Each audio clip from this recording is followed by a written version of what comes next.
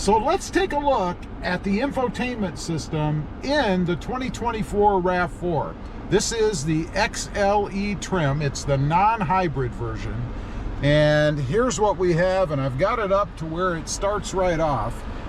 If you tap the little arrow button here, and of course, that's for subscription stuff. You can see there it says Experience Drive Connect. Subscribe for the latest route and location guidance with cloud navigation. Of course, you can get the same thing out of Apple CarPlay or Google Maps or anything like that. So why subscribe? Other than, I guess, it's more seamless. It's already on your screen. So we're going to get down to the next option, which is music. Can't play music in here because if I do, it's a copyright violation. But you guys can see what it looks like. Right now I have the trial period satellite radio. You can see the things that are selected on there. Of course, there is a tuner. You can pick different stations, FM, AM, and then Sirius if you want to run through. FM radio, there you can see a few things. We got to turn that down. And then we have all the stations and things you can save if you want. Let's go back. We could do the same thing with AM radio. Let's go back, and then we have Sirius. Same thing, you can select different categories of things and stuff if you want to. Pretty easy, and then that's it. Now we're going to go down to phone. This shows you your favorites, contacts, recents, keypad if you want to type in a number, and text messages if you have that function enabled. Now we're going to go down to the car itself.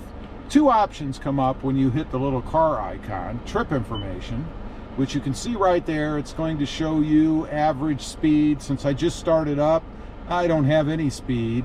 Trip range, trip duration, 3 seconds to pull into my driveway, and then a little graph here of fuel economy and stuff. And then you can clear the data if you want. History will show you a little bit of history. You can see right there, 24.3 miles per gallon. That's since I bought the car. I have not reset it. And then of course you can clear the data, you can update it, whatever you want. Now, going back, we're gonna see vehicle alerts, and there are no vehicle alerts. In my case, that's good. Always wanna see that nice and clean. I don't like vehicle alerts. Last button down here is the little gear. That's gonna be settings and stuff. Now, there's all kinds of information in the front part. You can see the primary driver is Rob, that would be me. And then you can set it up. You can set it up as a guest, whatever you want to do. There's a personal info screen. Not going to show you my personal info. And then Bluetooth devices. You can tap that, and this is where you can set up devices if you want. Right now, my phone is not registering. I don't know why. Or actually, it is. I'm sorry. It says right here, Rob's iPhone, connected primary device. You can manage devices if you want. You can add devices, do anything you want to do in here. Let's go back. Then we have general. Accessibility, screen beep, you see I have on. Date and time, you can set the time yourself, choose your time zone, daylight savings. Just had to push this one. Mine was not set that way automatically, so I didn't set it. And then set time automatically. You can click that if you want. I haven't seen a way or a need to do that. And then moving on down, you have set time manually, so you can type it in if you want. And then a format for the date.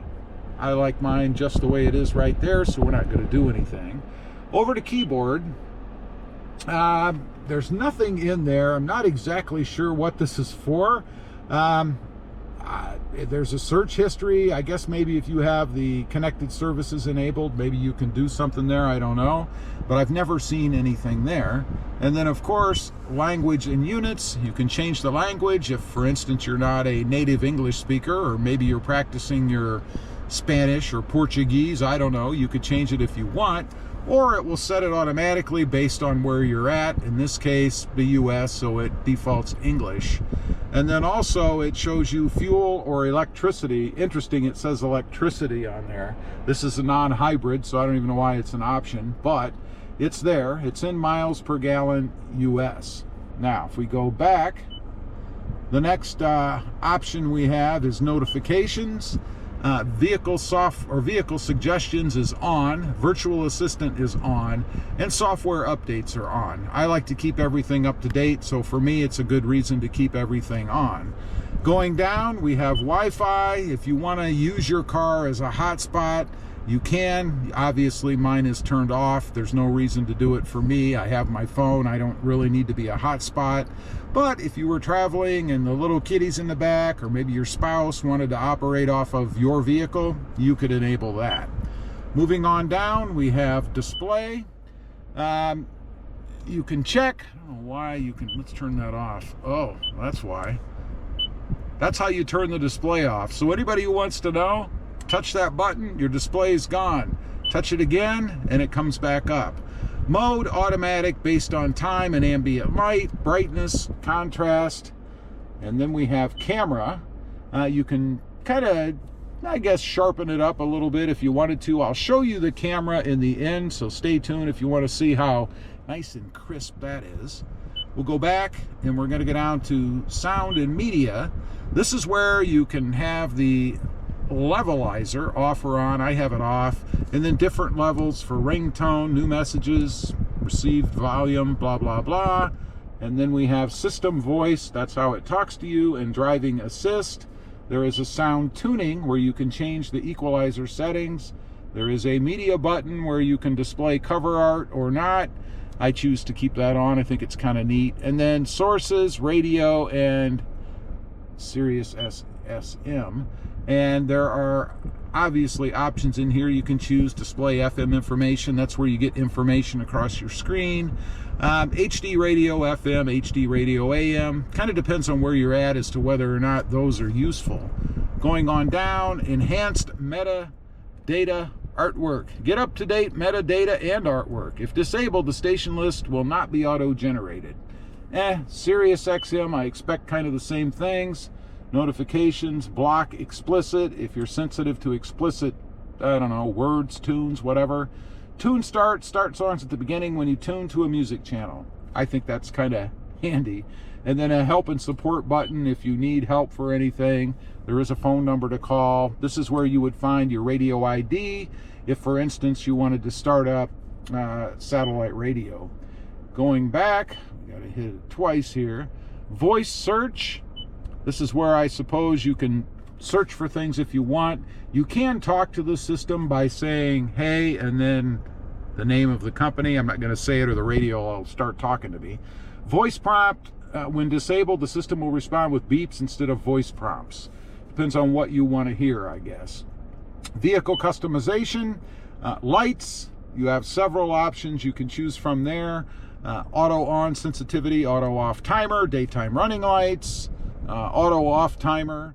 You have door control where you can set how it locks and unlocks, and also how the wireless key operates. Climate, AC mode with auto. I always like to have that on. Going back, we have dealer info. No dealer found, but you can put your dealer in there if you want. So if you need to call on the fly and make an appointment or something, I'm not sure why mine's not in. I'll have to add that. Info and security. Vehicle name is Toyota RAV4. You can lock it for privacy or reset it. This is where you would reset the radio if you want to wipe out all of your contacts, personal data, and that stuff. Software update. Always good to check this once in a while. There are no updates for mine. I like to keep the system up to date, so that's something that I would use. And then apps. There are no apps on mine either. Let's go back. I think we have reached the end. We have. Those are all of the settings and different functions of the infotainment system. Just kind of wanted to run through it, both for you guys and myself. I like to check things out once in a while just to make sure I know what I'm doing. Leave a comment. You ever run through the different screens, or once you leave the dealership, that's it. You don't care as long as the tunes come through. I'd just be curious to know. Thanks for watching. Stay safe out there. Bye. And oh, I forgot. Here is the backup camera screen. You guys can see what it looks like. Again, you can adjust the brightness and things within the infotainment system itself.